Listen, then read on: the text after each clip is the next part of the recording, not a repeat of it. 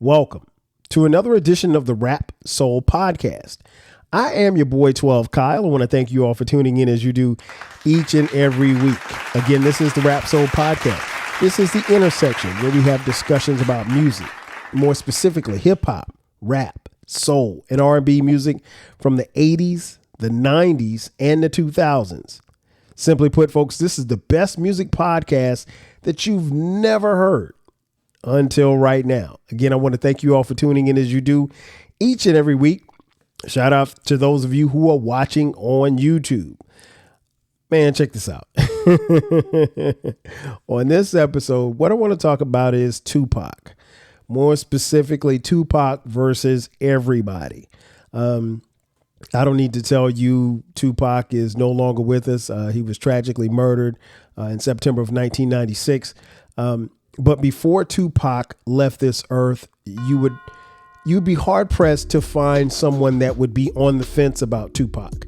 And more specifically, if you ask someone what they thought about Tupac, it really depended on where they were or where Tupac was as to whether or not you liked him or you didn't like him. Case in point, Tupac, the early version of Tupac, where Tupac was a roadie and a dancer with the rap group Digital Underground, who actually put him on. We first heard him for the first time on the song Same Song.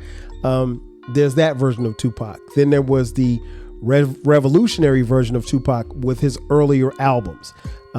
People know that version of Tupac.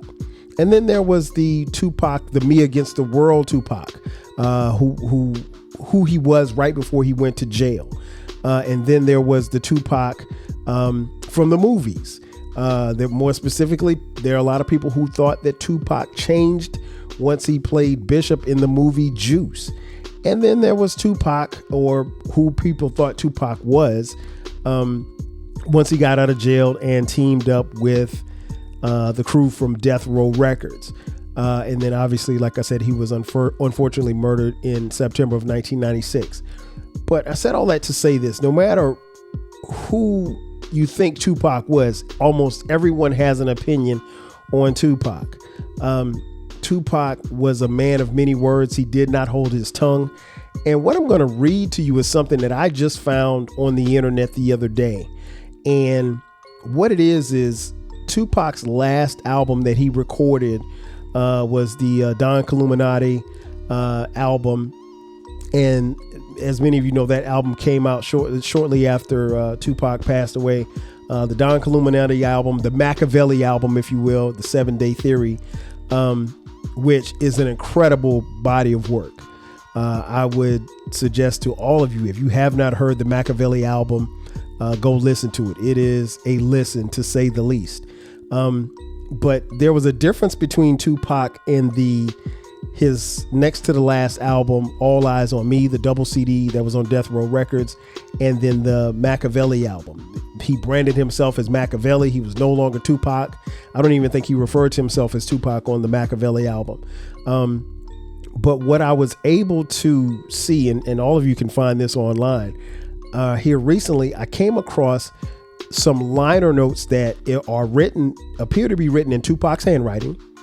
And these were liner notes that he had submitted to go on the album. Now, let me explain something to you, particularly for those of you who are younger. Liner notes were the thing that, we all would read to learn more about the artist and basically would be their shout outs on an album. Nobody does liner notes anymore because people don't make albums anymore. Everything's digital. I don't even know if people submit digital liner notes. But back in the day, fans like me would take to an album, and one of the first things that I would do, even before I started listening to an album, depending on who it was, I would read the liner notes. Well, upon this discovery, I was just searching the internet the other day, and I came across this, and it said liner notes from the Machiavelli album. And so I go to read the liner notes, and while these are liner notes, and they do appear to be in Tupac's original handwriting, they're not the shout outs liner notes that you are probably used to. So what I'm going to do is I'm going to read to you the liner notes, and in reading the liner notes, I'll stop and explain particularly for those, because here's the thing, there are quite a few of you who may listen to this episode and you may not be familiar with the people that Tupac is describing. You may have heard some of these names. Some of these names may be foreign to you. So I want to kind of give you the breakdown as I'm reading these liner notes. And so it starts off Machiavelli, Illuminati, 7-Day Theory. And he writes credits, CREDITZ. He said, I dedicate this to Jack the Snitch Agnet for ordering the hit. Let me stop here. Jack the Snitch Agnet is someone we know as Haitian Jack. Tupac alleged that Haitian Jack, who was, I think, a record promoter or a businessman at the time, and a street guy, set him up in the Quad City shooting that happened in New York City. As many of you know, Tupac was on his way to record at Quad City Studios. He saw Biggie and he saw Little C's from Biggie's crew. And he told Little C's told him, say, hey, we're in this studio, whatever, come on up. And as legend has it, Tupac got on the elevator and was subsequently robbed and shot 6 times, which he survived.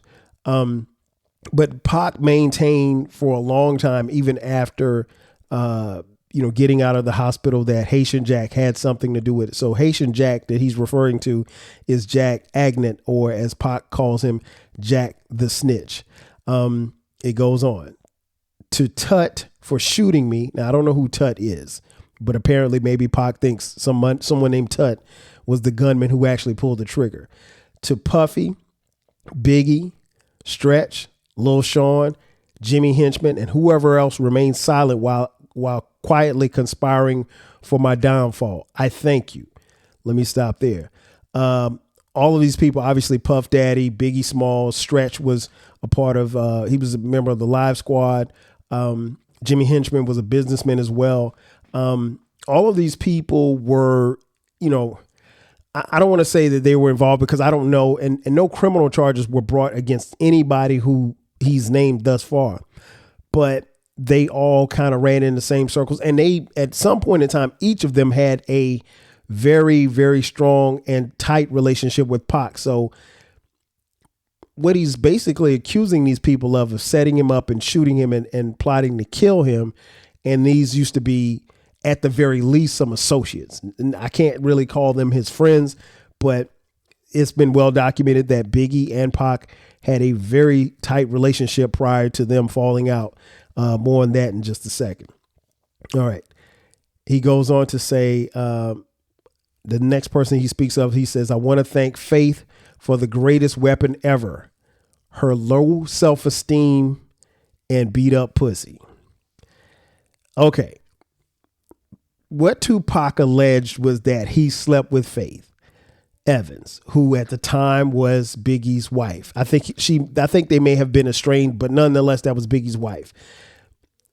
Even to this day, we don't know that it ever happened. But what we do know is that Faith did do a song with Tupac, and what was alleged, at the very least, there's legs to it. Now, we don't know, and we'll never know. And I don't know that Faith has ever come out and publicly said or admitted that something happened. She hinted that they were in the studio together and they did do a song together, but she never slept with Tupac. Tupac's no longer here to, actually back up those claims. But nonetheless, at the very least, what's at play here is that Tupac alleged that he slept with Biggie's wife at the time where he and Biggie were adversaries. That alone would drive any man crazy, more or less. Biggie, somebody who Pac used to call a friend. So again, he's putting this in the liner notes, which is crazy to me. Let's continue. Thanks to Wendy Williams for being a fat bitch. Thanks to Mobb Deep Thanks to Mobb Deep for opening your mouth and letting me squash your no-selling record asses. Let me stop there. Okay, so Wendy Williams was a popular gossip. I don't want to call her a columnist, but Wendy Williams was a radio personality who did specialize in gossip, and she talked a lot about Tupac, obviously. And this was before the internet, so back in the day, before you could tap in and jump on Twitter or something like that, we had the Wendy Williams of the world who would, in essence, spread a lot of gossip. I don't know specifically what she said about Tupac, but clearly for him to put her in these liner notes, he didn't like her. Let's continue. He mentioned Mobb Deep. Mobb Deep had a song dissing Tupac, which was listen, if you go back and listen to that song, the beat on it is sick. Shout out to Havoc. But yeah, so they had a little beef with Pac, and he said, that they were some no-selling rappers, which is not true because Mobb Deep sold records. They didn't sell as many records as Tupac, but they still sold records nonetheless. He said to Dr. Dre for being a closet homo. Okay, here's the thing. Like, at this particular time, and we're talking, this is 1996 when he writes this, right? One of the worst things that you could do would be to call another man a homosexual. There was no politically correctness back in the day, right? So for Pac to say that about Dre, which he did go on record as saying, he did mince words. He was upset with Dre after he left Death Row. So Pac had, when Dre left Death Row, Pac felt like Dre was turning his back on Death Row, and he quickly became his enemy. So that's the reason why he said that. He said to Nas for not taking my advice and minding his business, to De La Soul for being mad at me for living well while they live like fat washed up bums. Okay, let's stop here. Nas and Pac had, I can't even say that they had beef. It's been documented that Nas and Pac had words on the Machiavelli album. Pac does diss Nas, and the word that we got was that prior to the album coming out, Tupac had met with Nas in New York City. They had some words. They were able to talk it out or what have you. And when they left the conference that they had, I don't want to call it a conference. When they left the conversation, Pac did tell Eric B. from Eric B. and Rakim, as well as a couple of other people, as well as the engineer. He said, remind me when we get back to LA to take that stuff about Nas off the record. So the disses that you heard on the Machiavelli record, Tupac actually wanted to take them off of the record after squashing whatever beef that he had with Nas. The problem was they met in New York City, is when Nas and Tupac met up. Tupac never made it back to LA because he stopped in Las Vegas for the Tyson fight and the party and kick it. But after that, he was going to go back to LA and finish up this album. And he was going to take those disses off the album about Nas. And obviously, sadly, he never made it back to LA after being murdered in Las Vegas. So that explains that. He said to Donnie Simpson and all the comedians who laughed while I bled. Now, that was a little surprising to me because Donnie Simpson, as many of you know, Donnie Simpson, great longtime talent on BET, as well as radio in the Metro DC area. I've never heard Donnie Simpson say anything bad about Tupac, but hey, if Tupac said something about Donnie Simpson, then I guess he had beef with him too.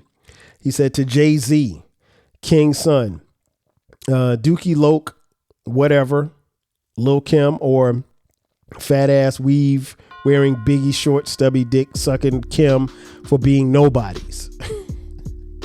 Okay, Pac had beef with Jay-Z because Jay-Z at this particular time was Biggie's man. I don't really recall Jay-Z saying anything about about Tupac. He may have. I don't recall, but I mean, like at that particular time, Tupac was filled, is what old people used to say, filled with piss and vinegar. So he was going to shoot, not literally shoot, but he was going to verbally shoot at anybody that was standing near or next to Biggie and Puff. And that includes, Jay-Z, King's son, Dookie Loke, whoever that is. I don't know who Dookie Loke is. Maybe somebody can tell me who Dookie Loke was. And Lil' Kim. He said, and he closes it out by saying, now it's time to see who's watching too many movies, and who's ready to get they cash on for real. Wartime, worldwide, nationwide, citywide, real niggas do real things. Exit Tupac, enter Machiavelli. And that's the end of the liner notes. So as you can see, this was clearly Tupac writing out his disses for everybody. He basically said in the liner notes, like, these are the people that I have beef with. The people who tried to harm me, the people who literally tried to kill me, the people who stood by and said nothing, the people who made fun of me. I got something for all of y'all. And those were his words.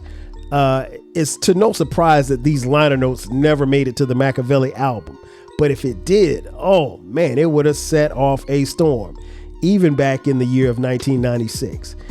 In conclusion, I think this is interesting because, again, these are his words. And of everyone that was mentioned, as far as I can tell, the only person that he made peace with before he was tragically murdered was Nas. Now, I don't know how these people on this list felt about what he said about him, because there was never a comeback. There was never a, and even like, I'll use Jay-Z as an example. Jay-Z frequently shouted Tupac out on his records after Pac was gone, but I don't necessarily know that Tupac even cared for Jay-Z. We do know that he had beef with Jay-Z, but did Jay ever have any beef for him? We don't know.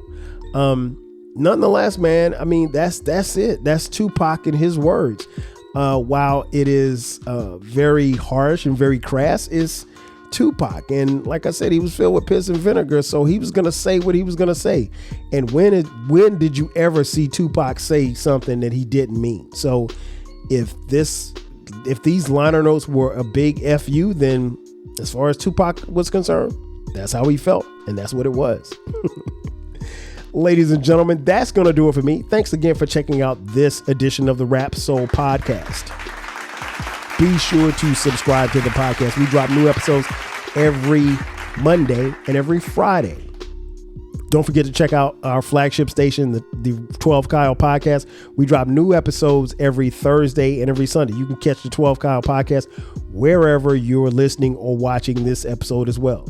If you're interested in merch, we have 12 Kyle Podcast t-shirts, hoodies, as well as coffee mugs. We got it for the low. Go to the 12 Kyle Podcast page, click the link, and you can purchase merch. Again, we got it for the low. If you're on social media, check us out there. 12 Kyle Podcast, Rap Soul Podcast. We're all across the board on social media. And also, if you'd like to contribute to the podcast financially, hit us up on Cash App, $TWELVEKYLE. Again, that's going to do it for me. Ladies and gentlemen, thank you for checking out this edition of the 12 Kyle Podcast. Excuse me. Thank you for checking out this edition of the Rap Soul Podcast. I am your boy, 12 Kyle. Catch you guys next time. 5,000. Chill.